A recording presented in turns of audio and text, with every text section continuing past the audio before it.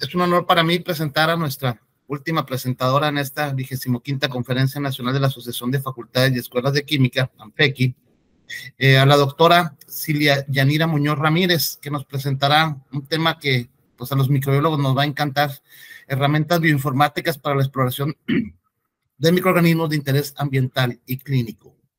Déjenme introducir a la doctora Cilia Yanira Muñoz. Ella es egresada de la licenciatura de Químico Bacteriólogo Parasitólogo de la Facultad de Ciencias Químicas de la Universidad Autónoma de Chihuahua. Estudió o realizó sus estudios de maestría y doctorado en Ciencias en Biomedicina y Biotecnología Molecular en la Escuela Nacional de Ciencias Biológicas del Instituto Politécnico Nacional. Realizó un postdoctorado por CONACYT en la Facultad de Ciencias Químicas de la UASH y se desempeñó también como analista bioinformático en el National Institute of Cancerology en Washington, D.C. Trabajó también como docente del Tec Milenio Campus Ferrería y actualmente se desempeña como docente de la Facultad de Ciencias Químicas de la Universidad Autónoma de Chihuahua. Tiene experiencia en análisis bioinformático e interpretación de datos obtenidos por tecnologías ómicas, dominio de lenguas como Perl, Python y R, uso del sistema operativo Linux, Unix para la manipulación y análisis de grandes datos biológicos, y tiene experiencia en técnicas de biología molecular. Es miembro del Sistema Nacional de Investigadores Nivel 1, cuenta con 7 artículos publicados en revistas indexadas en Scopus y JCR, y además realizó una estancia doctoral en el Miller Center for Evolution en la Universidad de Bath, en Inglaterra. Ha tenido también participación en la formación de recursos humanos, mediante la dirección de una tesis de licenciatura, una de maestría y sinodalía de 6 tesis de licenciatura y una tesis de doctorado en ciencias. Bueno, sin más preámbulo, le damos nuevamente la bienvenida a nombre de ANFEQUI a la doctora Cilia y esperamos estar muy atentos a su presentación y que haya muchas preguntas al final. Adelante, doctora. Hola, muy buenas tardes a todos. Muchas gracias por la invitación a este ciclo de conferencias. Me quiero disculpar antes que nada porque estoy un poco enferma y entonces quizás voy a toser un poco, voy a tratar de evitarlo, pero me disculpo ante eso. Y bueno, vamos a empezar con esta presentación que preparé, que se llama Herramientas bioinformáticas para la exploración de microorganismos de interés ambiental y clínico. Voy a cerrar mi cámara, nada más durante la presentación. Denme un segundo para buscar, aquí está. Antes de iniciar con esta presentación, me gustaría primero definir algunos conceptos que son esenciales, ya que todas estas herramientas que les voy a presentar, pues va en torno a este tipo de estudios, que es el microbioma. ¿Qué es el microbioma? Bueno, en términos muy sencillos, el microbioma es una comunidad compleja de microorganismos, incluyendo sus productos genéticos, que coexiste en un ambiente particular. Entonces, mi presentación se enfoca a estudiar a estos microorganismos que se encuentran en un ambiente particular. ¿En dónde podemos encontrar un microbioma? Bueno, básicamente, como sabemos, los microorganismos están en todos lados.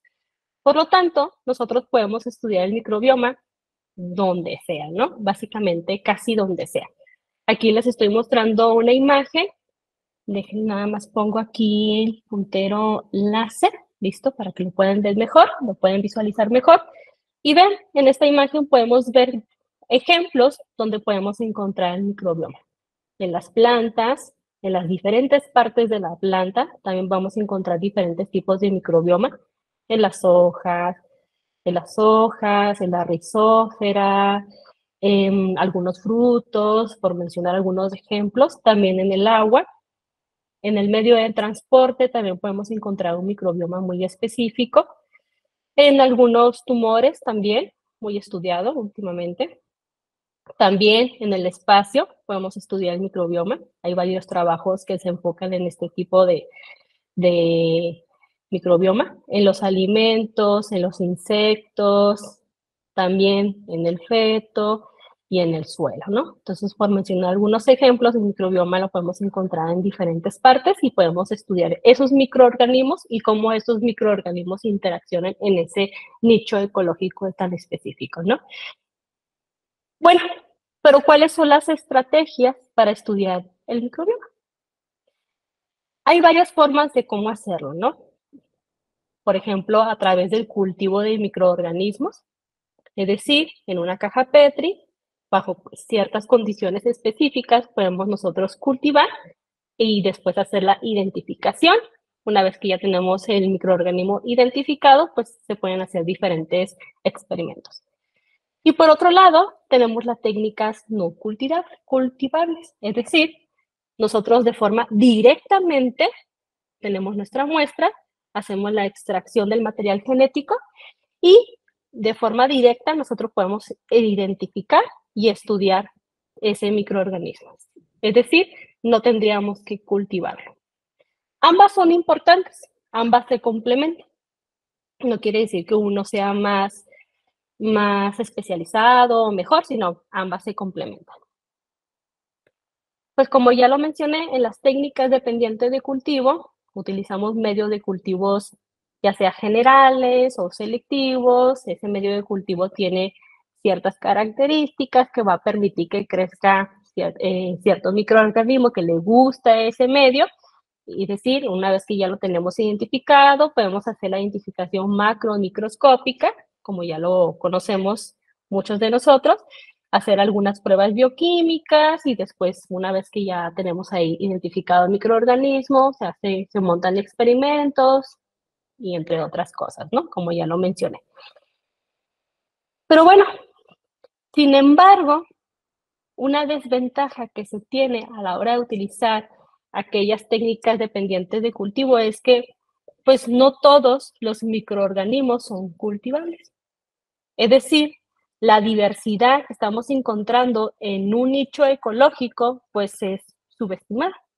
Es decir, que solamente podemos lograr, por ejemplo, tomando los microorganismos que nosotros podemos identificar en el suelo. Aquí les pongo aquí una imagen del suelo, nosotros poseemos un cultivo y realmente pues estamos identificando menos del 1%. Es decir, que el otro 99% de esa diversidad que estamos ahí queriendo estudiar, pues no la estamos identificando. Es decir, está esperando a que sea descubierta y que sea aprovechada, ¿no? Esa sería como la gran desventaja que tiene, pues, las técnicas dependientes de cultivo.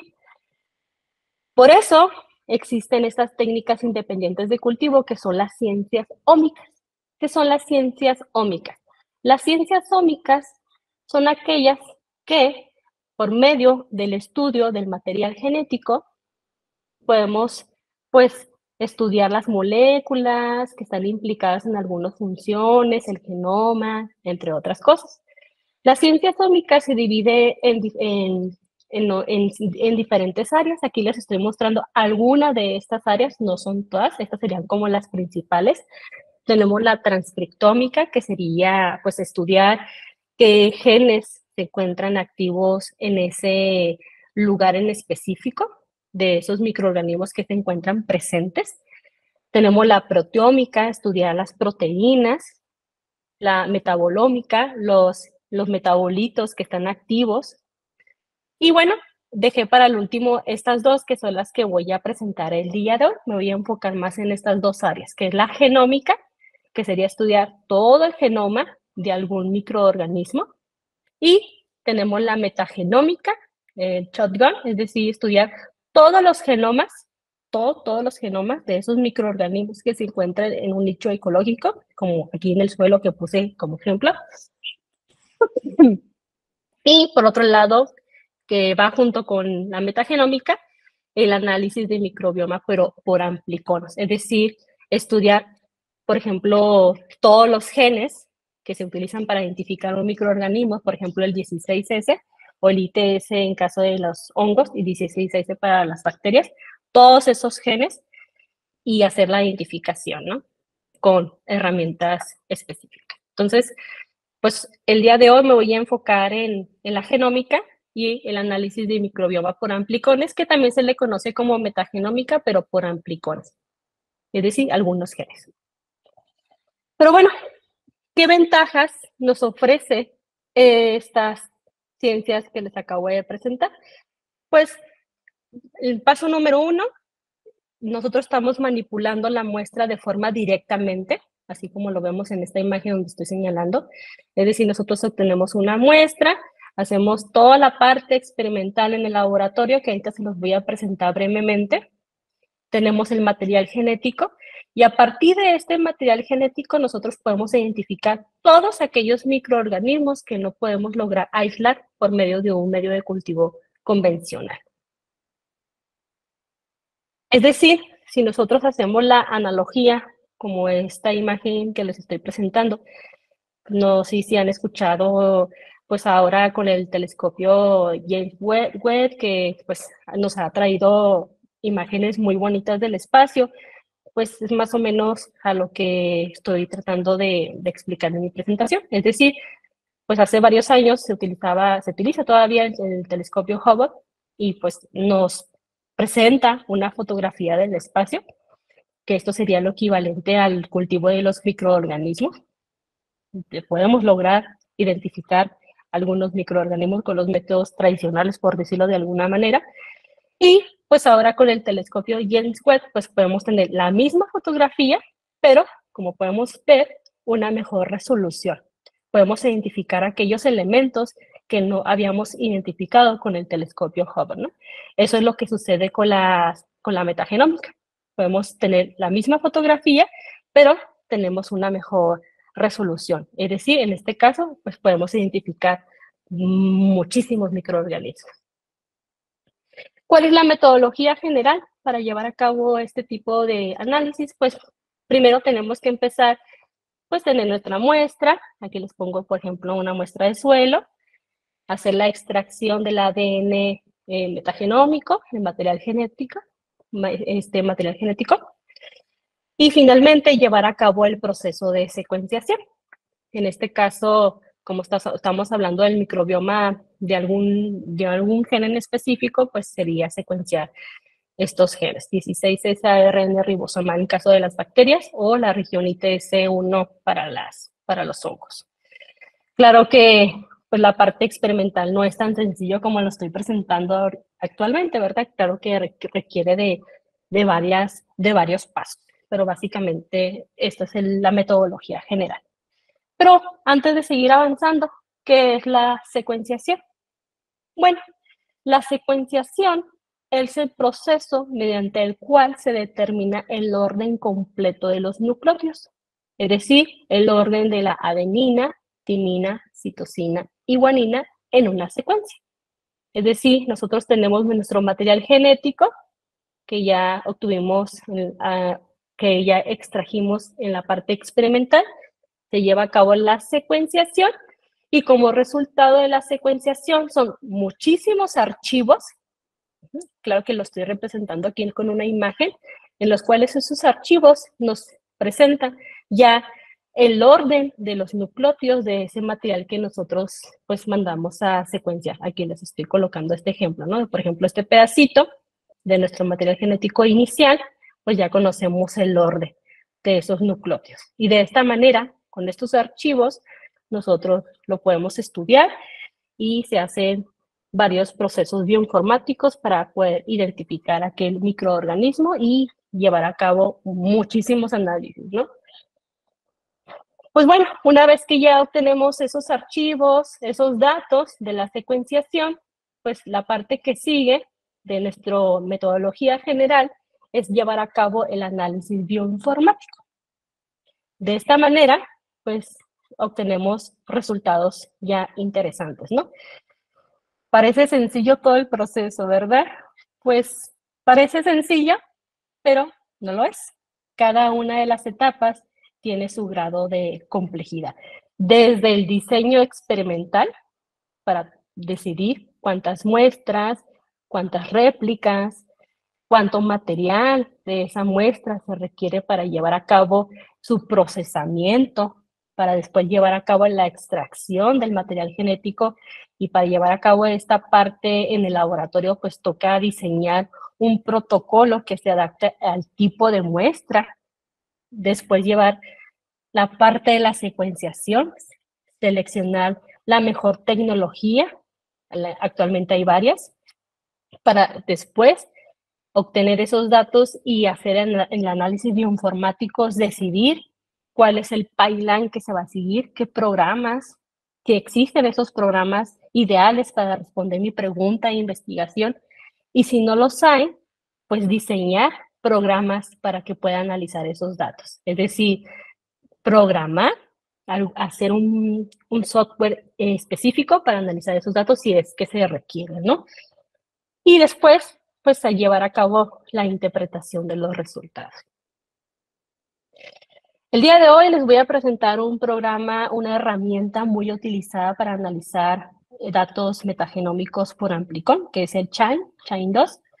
Este es muy utilizado actualmente. Es un programa desarrollado por el grupo de trabajo de Gregory Caporaso.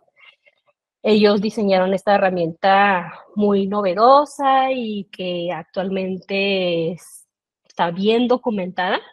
Esta herramienta es una, pues como lo dice su definición, una plataforma bioinformática del microbioma de nueva generación. Es muy extensa, es gratuita, es de código abierto y es desarrollada pues, por la comunidad. Tiene muchos talleres, muchos foros, tiene la ventaja de que también se puede manipular para hacer algún procesamiento específico.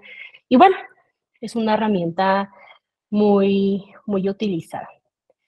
Este programa tiene este esquema general de trabajo. Yo lo estoy resumiendo bastante. Claro que hay más procesos, pero aquí estoy presentando los más importantes. Este es el diagrama de flujo que sigue este programa. Este programa, pues, inicia con nuestras lecturas o nuestros archivos que obtenemos de la secuenciación. Se le conoce apropiadamente como lecturas. Estas lecturas crudas, y se le dicen crudas porque así se obtienen directamente de la secuenciación, se tiene que hacer un preprocesamiento. Es decir, nosotros, como viene aquí en este esquema, tenemos que filtrar estas secuencias. Es decir, hay algunas secuencias que no son de buena calidad. Entonces, ¿qué tenemos que hacer? Tenemos que identificarlas, cuáles son aquellas que no son de buena calidad. Y como no son de buena calidad, ¿qué tenemos que hacer? Desecharlas. ¿Por qué? Porque va a ocasionar ruido en nuestro procesamiento. Entonces, toca identificarlas, como lo pueden ver en esta imagen que las puse algunos ejemplos, unas secuencias, claro que son los datos que se reciben, son millones de lecturas por librería, es decir, por muestra. Entonces, hay que analizar todas esas millones de lecturas, identificar cuáles son aquellas de baja calidad. Para ello, pues tenemos que analizar los parámetros de calidad que vienen acompañado de estos archivos. Entonces se identifican, que sigue después, se eliminan, como pueden observar, y después se hace el agrupamiento. Es decir, nosotros tenemos que comparar las secuencias entre ellas mismas, así como lo ven en esta imagen que les preparé, esta dinámica. Entonces, se agrupan las secuencias en las cuales se parecen entre ellas mismas y se clasifican. Por ejemplo, aquí tenemos el grupo 1, grupo 2, grupo 3 y grupo 4. Claro que cuando estamos analizando datos reales, pues son muchísimos grupos los que nosotros identificamos, ¿no? Y se hace una interpretación, una visualización, se ajustan algunos parámetros para ver qué tan estricto queremos hacer estas comparaciones para formar estos grupos. Todo esto se hace con el programa DADA2 que viene incorporado de Chain. Una vez que ya hicimos esto, el siguiente paso es la asignación taxonómica. Es decir, sí, ya tenemos identificados los grupos que estamos encontrando en esa muestra, en ese nicho ecológico específico. Pero la pregunta más importante es, ¿quiénes son? ¿Qué se hace? Pues se hace una asignación taxonómica, es decir, se utilizan bases de datos disponibles que se encuentran en ciertas plataformas, en páginas muy específicas, por ejemplo, el Silva, Green Jeans, por mencionar alguno de ellos. Estos son bases de datos muy estudiadas en las cuales tiene incorporado muchas secuencias ya previamente depuradas, identificadas, ya están bien estudiadas, ¿no? Esas bases de datos de referencia se utilizan para comparar con nuestros datos, con nuestros grupos que tenemos previamente identificados. Entonces se hace este análisis y nosotros podemos saber, el grupo 1, que yo estoy identificado, que está conformado por X número de secuencias, le corresponde al microorganismo A. El grupo 2 resulta que es el microorganismo B, y así con todos los grupos que nosotros tenemos. Entonces, de esta manera, con este programa podemos nosotros identificar quiénes están presentes en esta muestra. Después que ya se hace esto, sigue una siguiente etapa que sería las partes, pues ya las métricas, es decir, ya toda la parte estadístico de lo que estamos encontrando. Aquí les estoy mostrando un ejemplo de los datos que se procesan. Por ejemplo, aquí tenemos la muestra 1, muestra 2, muestra 3 y muestra 4. Podemos imaginar que es suelo 1, suelo 2, suelo 3, suelo 4. Resulta que el 1 y el 2, pues, tiene un tratamiento. Pudiera ser, no sé, o también pudiera ser muestra 1 y muestra 2, pues el suelo rizosférico de una planta enferma, por decir un ejemplo, y la muestra 3 y 4 sería el suelo rizosférico de una planta sana, ¿no? O tratamiento 2, dependiendo del diseño experimental que se tiene, ¿no? Y después, pues tienen los grupos que nosotros estamos ya identificando previamente, por ejemplo, el taxón A, que podría ser un microorganismo X, pues en la muestra 1 presenta 100 lecturas, en la muestra 2, 234 lecturas, en la muestra 3, 24, 56, y bueno, podemos ver, por ejemplo, resultados, patrones muy interesantes, por ejemplo, aquí, ¿no? En esta columna, que en la muestra 1 y 2, pues está ausente este microorganismo, ¿no?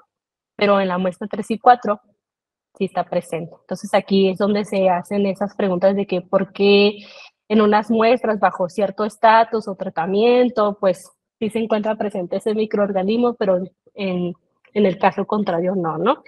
Entonces se tiene como estas matrices y se hacen análisis estadísticos para ver si estos patrones que estamos observando son significativamente aceptables y bueno, entonces son todos esta parte de aquí del flujo del trabajo y finalmente de esta manera trabaja Chindo de forma muy general, ¿no? Entonces esta es una herramienta muy utilizada para estudiar estos datos que se obtienen para estudiar el microbioma. Aquí les voy a mostrar cómo nosotros hemos utilizado estas herramientas que nos ofrece Child2 en nuestros trabajos, en nuestros proyectos. Por ejemplo, aquí nosotros analizamos el Amplicon, tanto el 16S y el IPS en suelo rizosférico en plantas de chile jalapeño. Entonces, ¿qué fue lo que hicimos? Nosotros recolectamos el suelo rizosférico, es decir, el suelo que se encuentra adherido a las raíces de las plantas, en este caso de la planta del chile.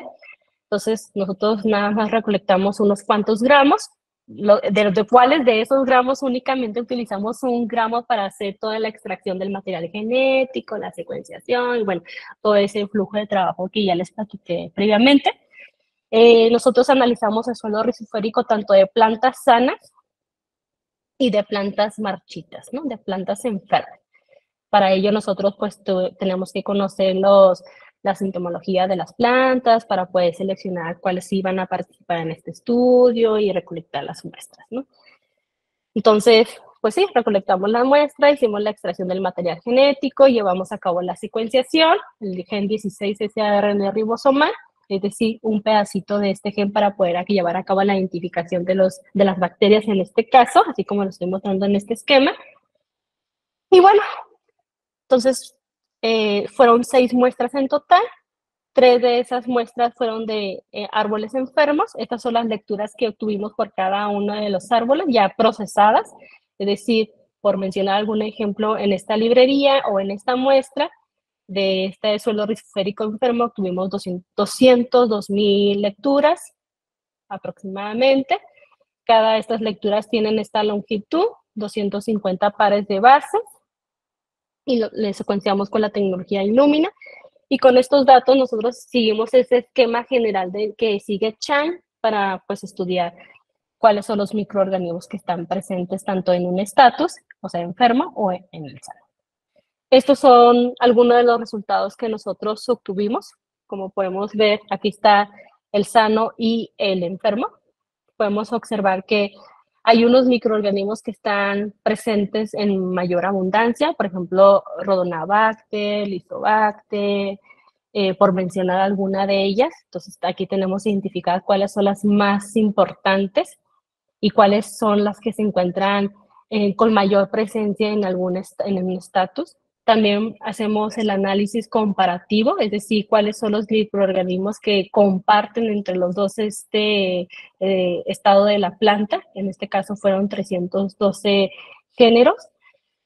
Cuáles son únicos para cada uno el estatus de la planta, 82 para el sano, 64 para el enfermo. También podemos hacer ese tipo de análisis.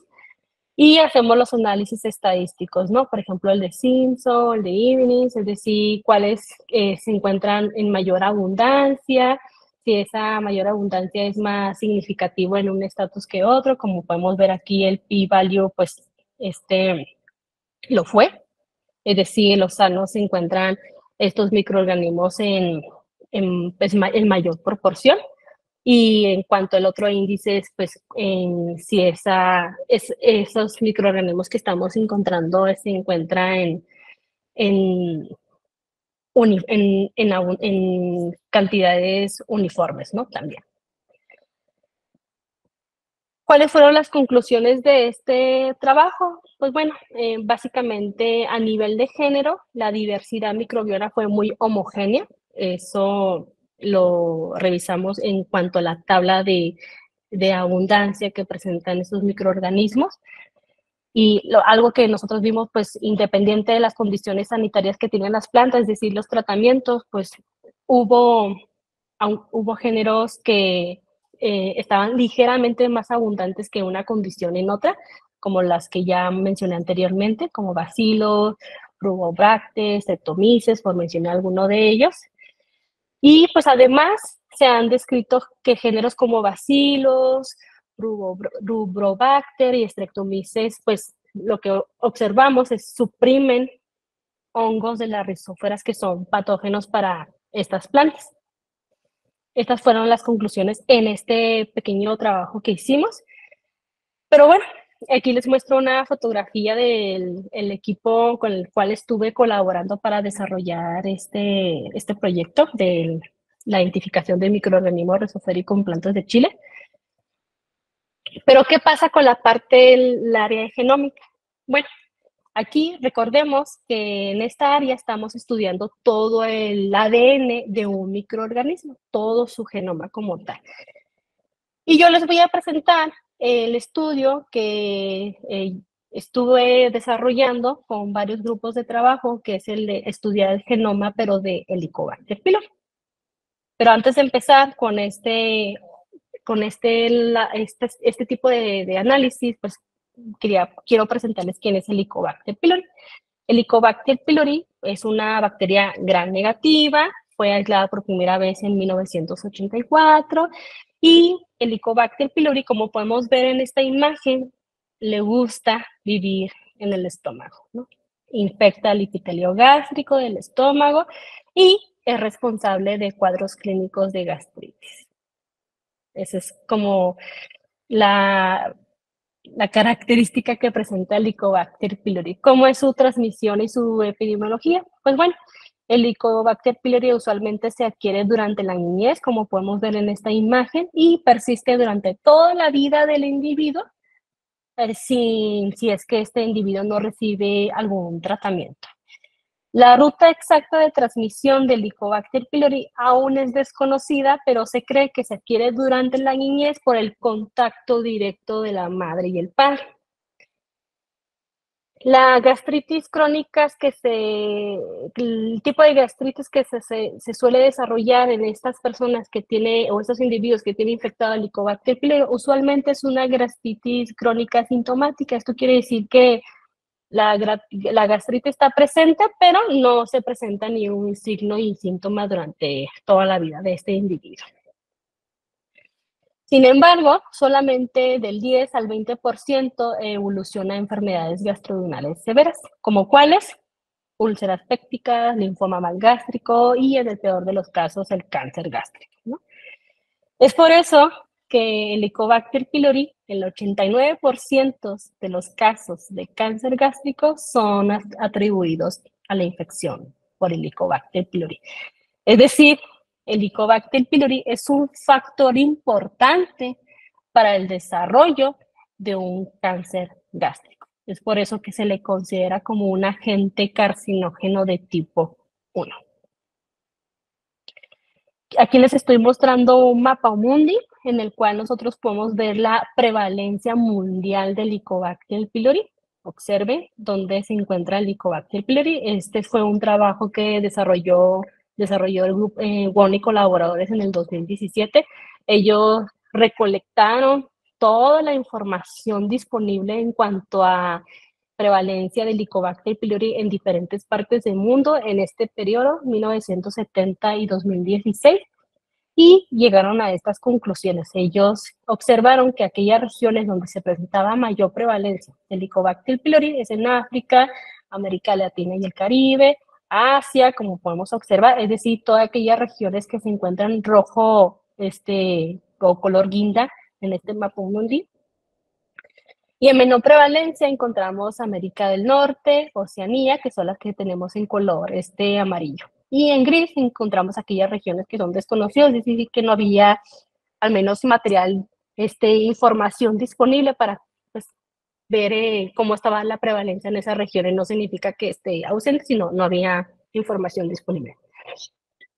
Como podemos observar, el Helicobacter pylori lo encontramos distribuido pues casi en todo el mundo o en todo el mundo. De hecho, se sabe que más del 50% de la población mundial se encuentra infectado por el Helicobacter pylori y no lo sabe. Es decir, la gran mayoría de aquellos individuos que se encuentran infectados por el Helicobacter pylori están desarrollando una gastritis crónica asintomática. Algo interesante que tiene el Helicobacter pylori es la coevolución que tiene con el humano. Es decir, el Helicobacter pylori ha convivido con el ser humano desde hace muchísimo tiempo. Es decir, desde mucho antes que iniciaran las migraciones humanas desde África Oriental. Y otra característica interesante que tiene el Helicobacter pylori es su genoma. Es decir, ese genoma es una pequeña caja de grandes secretos. En el genoma del Helicobacter pylori se han encontrado datos muy interesantes que nos explican de cómo esta bacteria puede llevar a cabo el desarrollo de cáncer gástrico. Recordemos que el Helicobacter pylori no es el único culpable de que se lleve a cabo pues, el desarrollo de este tipo de cáncer, sino también es una serie de factores.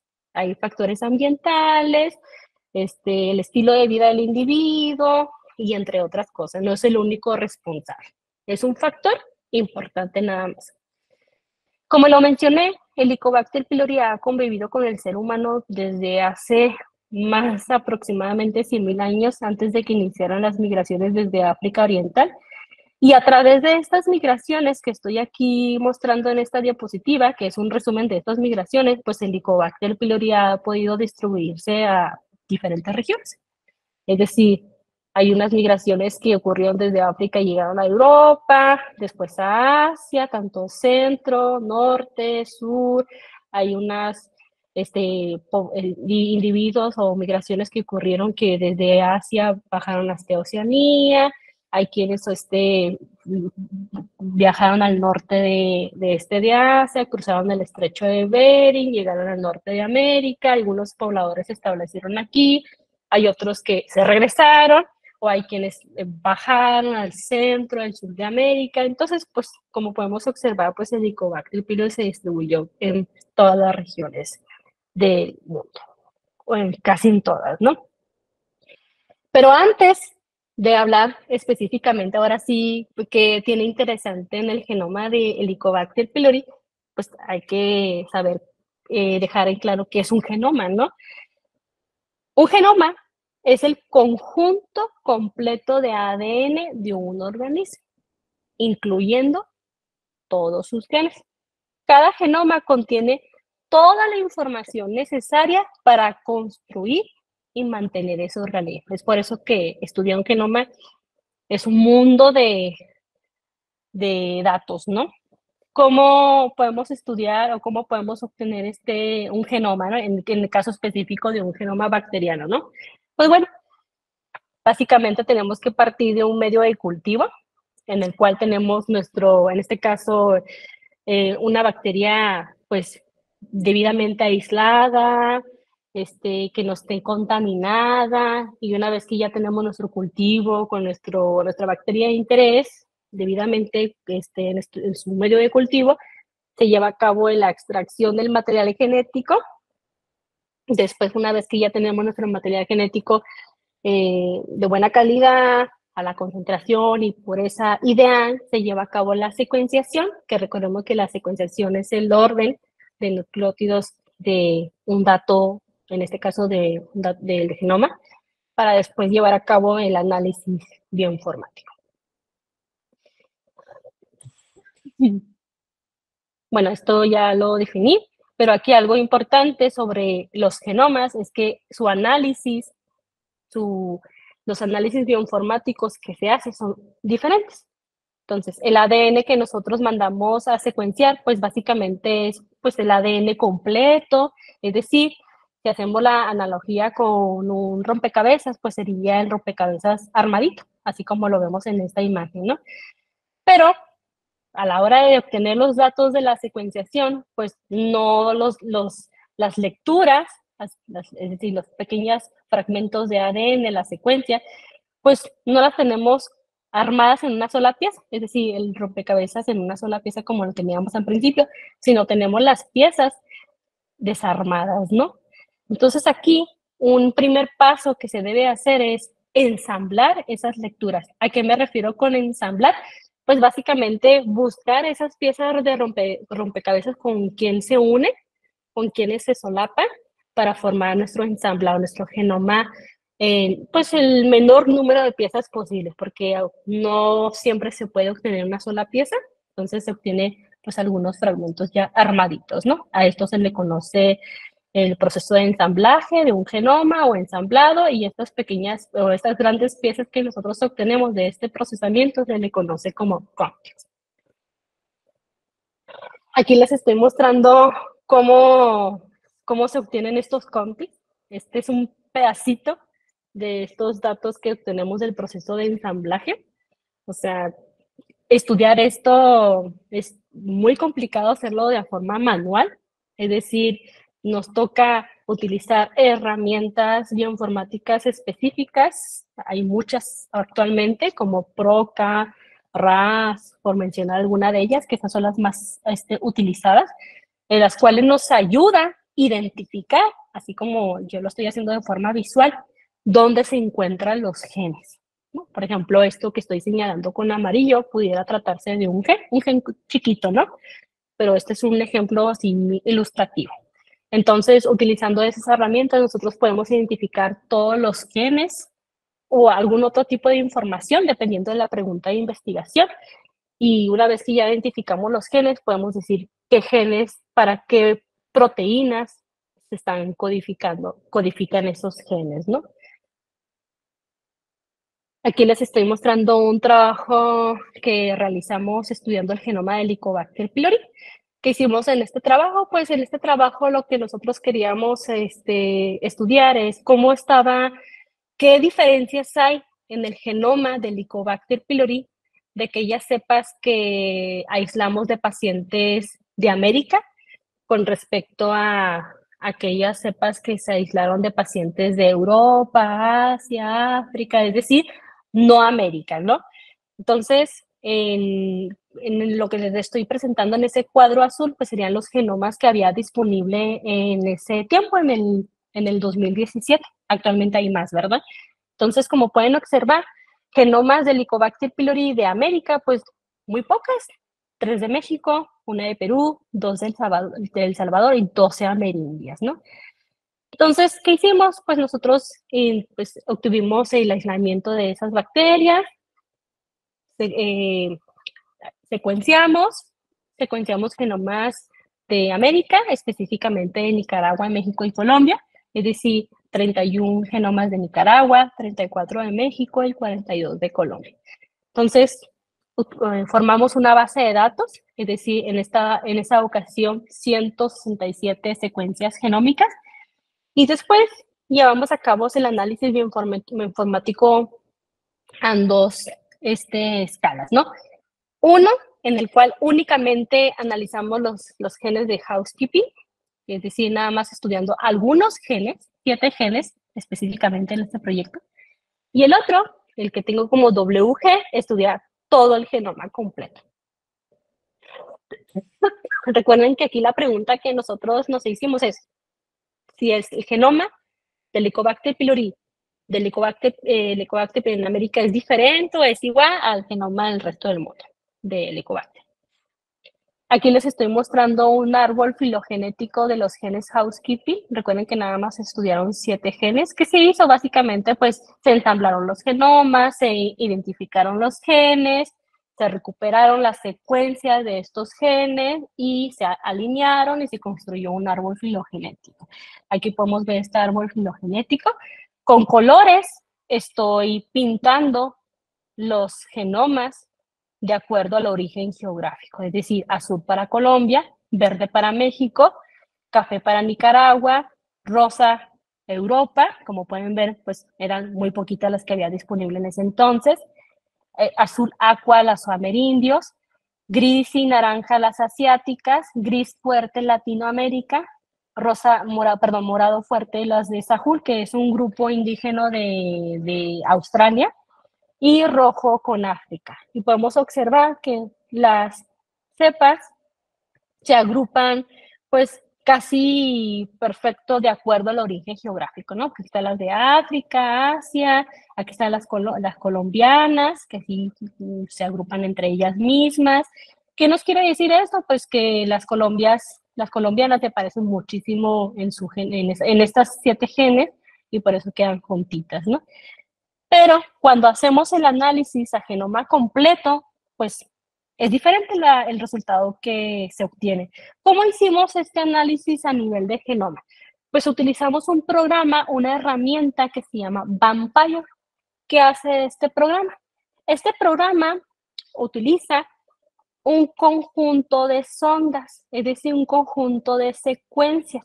En este caso utilizamos 15.264 secuencias. Estas secuencias se calcularon utilizando parámetros termodinámicos específicos. O sea, se hizo un estudio previo para seleccionar cuáles aquellas secuencias o sondas son las más informativas. Después de hacer ese análisis, nosotros concluimos que ese conjunto en específico son las necesarias para poder nosotros obtener un resultado que nos dé una resolución adecuada, ¿no? Cuando analizamos todo el genoma. Cada una de estas sondas o secuencias tiene este tamaño, 13 nucleótidos. Aquí les estoy mostrando un ejemplo ilustrativo. Después, nosotros pues utilizamos como genomas de estudio como queries, es decir, tenemos el genoma A y B, C en este ejemplo, y lo que hacemos de forma bioinformática, recuerden, hacemos una hibridación virtual, así como lo están viendo en esta animación. Es decir, cada de estas ondas va a buscar su secuencia complementaria en el genoma en los genomas que estamos estudiando. Y obtenemos estos patrones.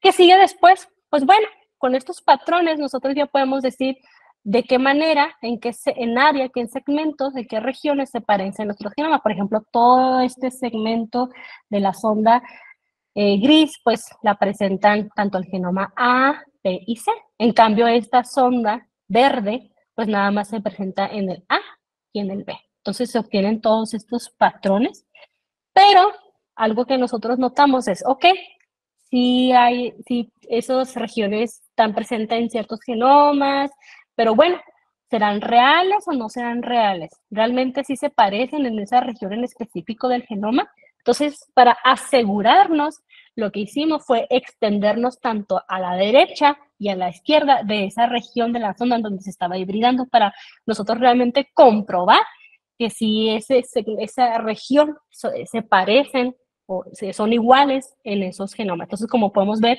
voy a regresar a una animación anterior.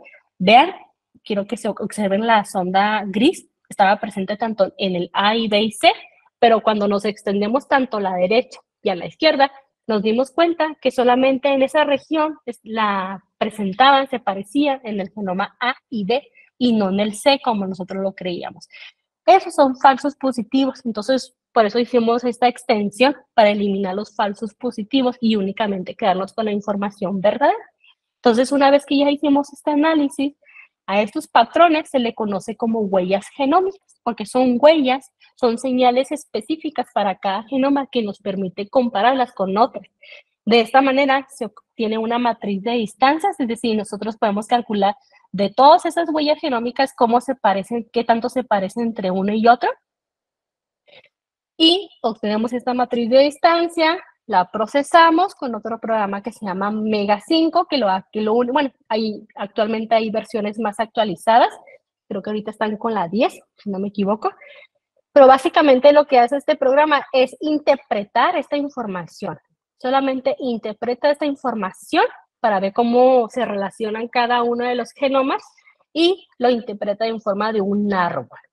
Es decir, un árbol filogenómico, no filogenético, porque recuerden que estamos analizando todo el genoma. Si ustedes recuerdan el árbol que les presenté anteriormente, aquí se los pongo,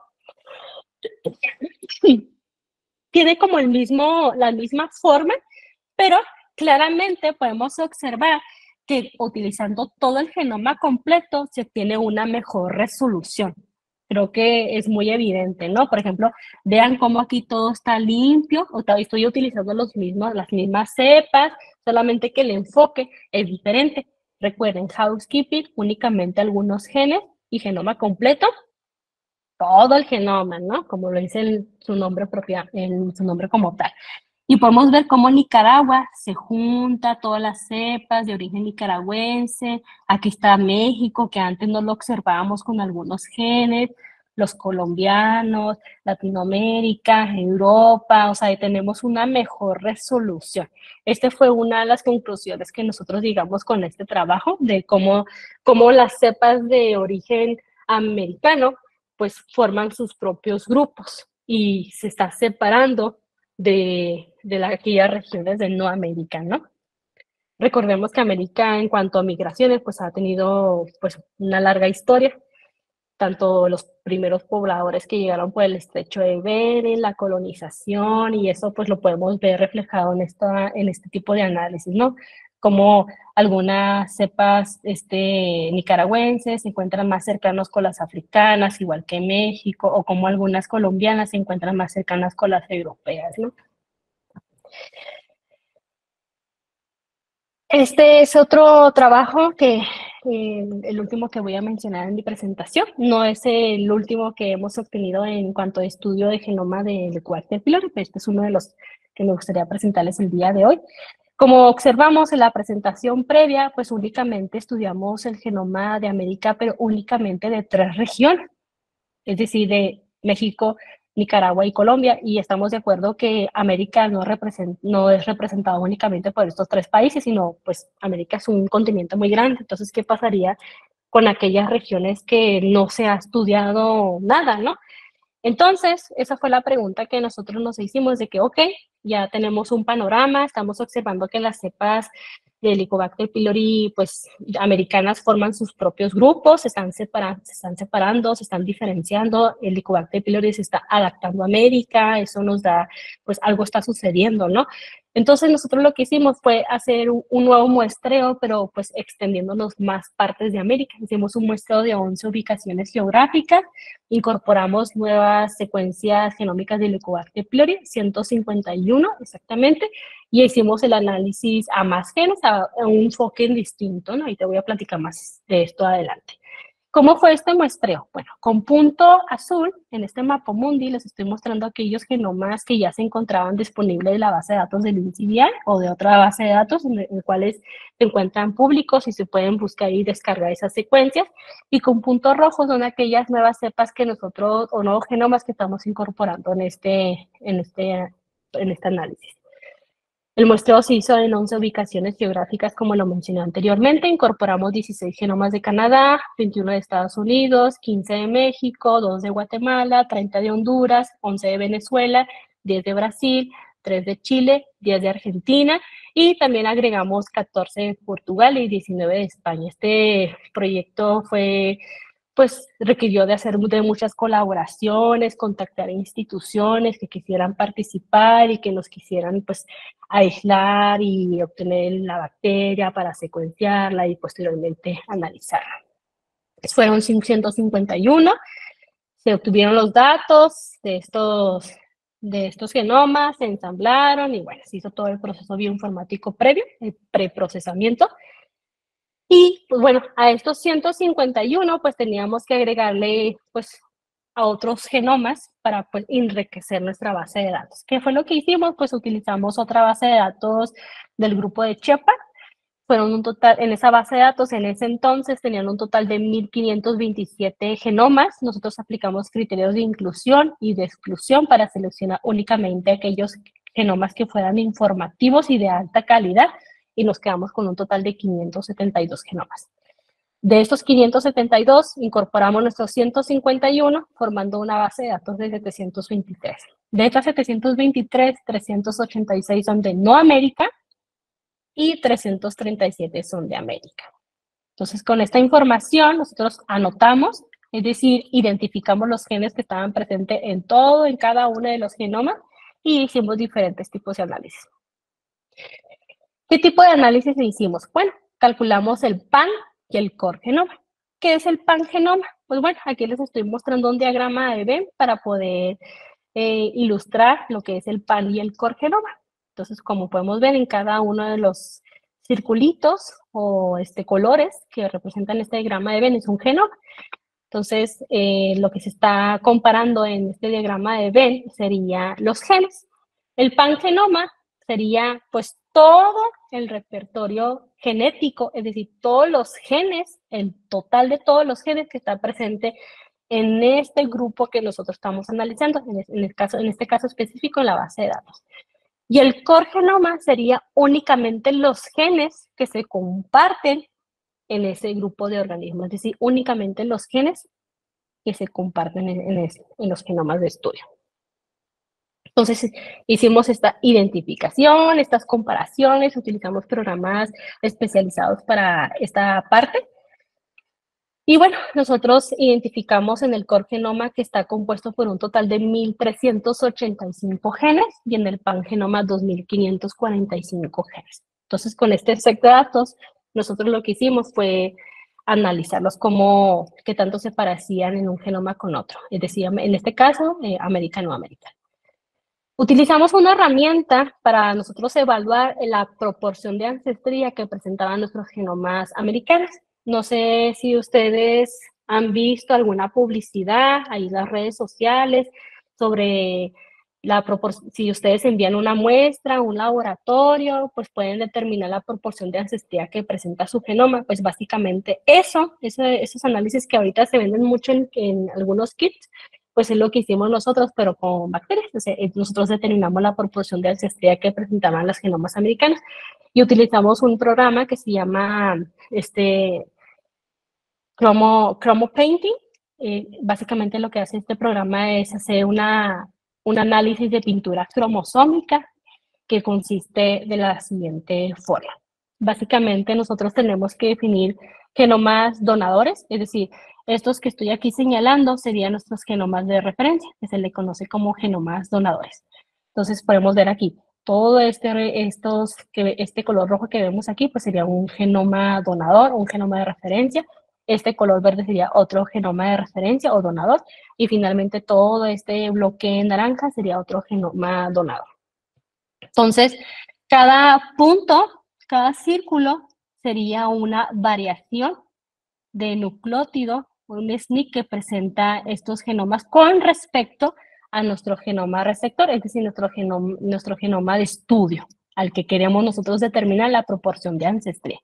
Entonces, lo que hacemos en este tipo de análisis, recuerden que todo esto es computacional, vamos comparando los patrones de nuestros genomas de referencia versus nuestro genoma de estudio, nuestro genoma receptor. Entonces, como podemos ver que, por ejemplo, el patrón que presenta nuestro genoma de receptor sería punto azul y punto negro. ¿Quién presenta este patrón? Pues resulta que si nosotros comparamos en esa posición en todos los genomas, pues resulta que es con el genoma rojo, ¿no? ¿Qué se hace? Pues se pinta de color rojo ese segmento, es decir, presenta ancestría de este genoma rojo. Y así se va recorriendo cada una de las posiciones, es decir, se van buscando esos patrones y si hay una concordancia, se va pintando nuestro genoma receptor de ese color de nuestro genoma de referencia donadora. Una vez que ya se hizo todo ese análisis en cada una de las posiciones, se obtiene una proporción, es decir, pues de cuánto del rojo se pintó mi genoma receptor, pues resulta que 3. En el naranja, pues hago el cálculo y se resulta que es un 2. Y el verde, que fue el que tuvimos más, pues fueron 6 pedacitos. De esta manera se obtiene la paleta y podemos ver la proporción de ancestría que presenta nuestro genoma receptor. Esto fue lo que hicimos. Nosotros definimos como genomas donadores o de referencia aquellos genomas del viejo mundo, es decir, de no América. Me estoy refiriendo a África, Europa, Asia, Oceanía. Y como genomas receptores, es decir, los genomas de estudio en el cual nosotros queríamos determinar la proporción de ancestría, pues los genomas que eran de América. Entonces, aquí les estoy mostrando estas pinturas cromosómicas. Cada barrita, vean, aquí se nota, espero que se pueda observar bien.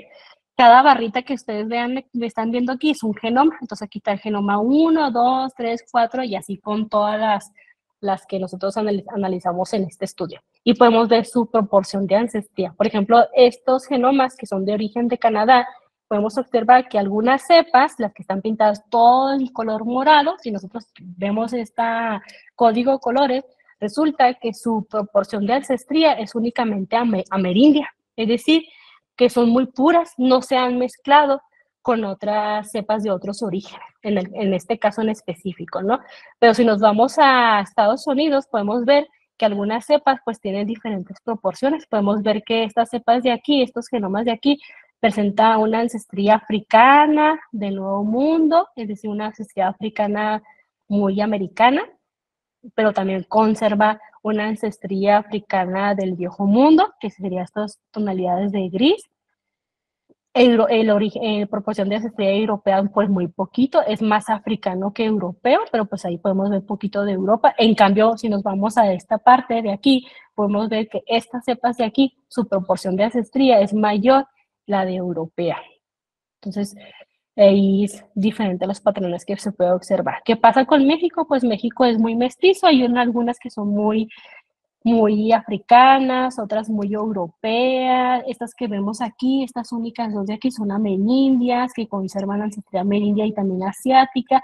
Estas dos genomas de aquí fueron obtenidas de pacientes unos de Tarahumara y otros de origen maya, si no me equivoco. Entonces, tiene sentido que nosotros encontramos estos resultados en este tipo de análisis con aquellas cepas. ¿Qué pasa con Centroamérica? Pues bueno, Honduras y Nicaragua, a pesar de ser países vecinos, pues presentan patrones muy distintos, ¿no? Honduras es más europeo y Nicaragua es más africano. El Salvador y Costa Rica eran muy poquitas las que teníamos, en las que teníamos esas cepas pues son más europeas. En Sudamérica podemos ver diferentes patrones. En Colombia vemos aquellas cepas que son más europeas, unas más africanas. Venezuela más mestizo, más homogéneo en su proporción. Perú, estas son algunas cepas de de una tribu del Amazonas de Perú. Entonces, estas son todas más indígenas, conservan más ancestría asiática, lo cual tiene sentido por el origen de estas cepas. Brasil más africano y Chile y Argentina más mestizo, ¿no? Más mestizo. Este trabajo y los trabajos que estamos realizando actualmente, en el cual ya estamos analizando más de 2000 genomas que secuenciamos recientemente, está compuesto por este grupo de trabajo. Todos somos bioinformáticos, somos diferentes partes del mundo. Encontramos desde México, Chile, Estados Unidos, Suecia, Portugal, todos colaboramos en este proyecto y analizamos los genomas en diferentes contextos. Yo me encargo más la parte de la ancestría de estos genomas.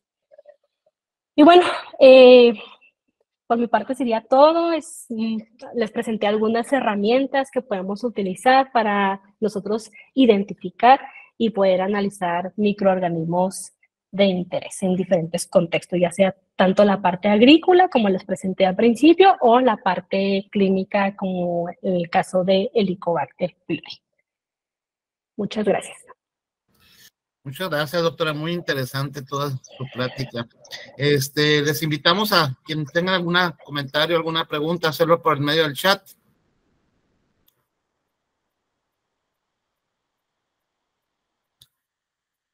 Ángel Ulises Orozco, Valencia.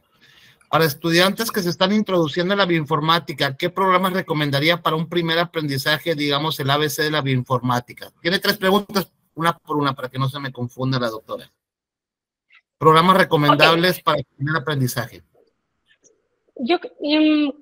Cuando empezamos en este mundo de la bioinformática, los primeros programas que solemos utilizar son aquellos programas que nos permiten calcular árboles filogenéticos y hacer alineamientos, ¿no?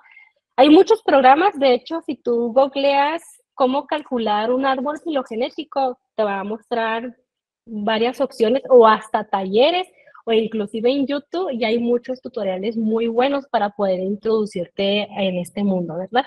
Eso es como lo primerito que uno aprende en la bioinformática: hacer alineamientos, árboles filogenéticos, cómo interpretar esos árboles, y ya con la experiencia ya te vas especializando en otro tipo de análisis, pero eso sería como los primeritos pasos. Bueno, voy a hacer un comercial antes de leer la segunda. Sí.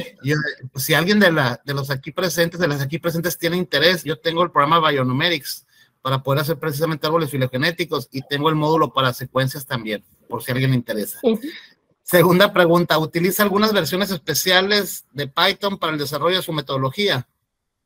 Sí, utilizo Python 3 y utilizo muchas librerías, muchos paquetes. Entonces ahí, desde los más clásicos como Pandas, que ese es como uno de los clásicos, hasta unos más especializados.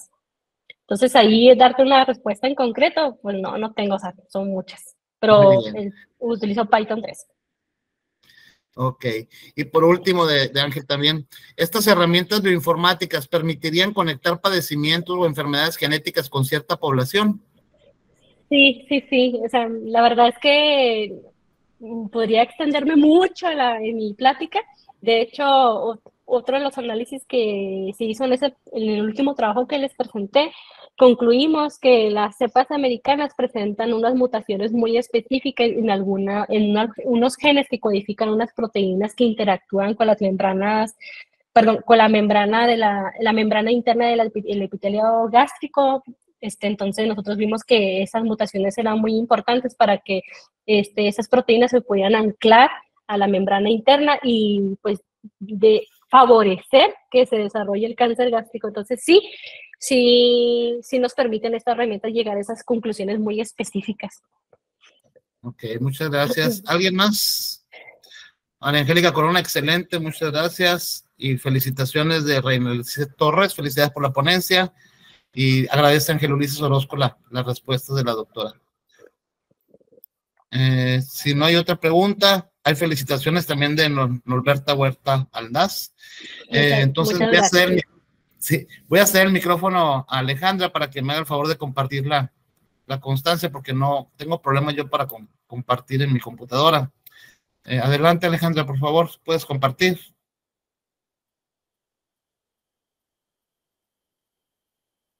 Permítame, también estoy teniendo problemas. A ver si yo puedo. No tengo. No me deja. No, ya me está dejando, permíteme. ¿Ya?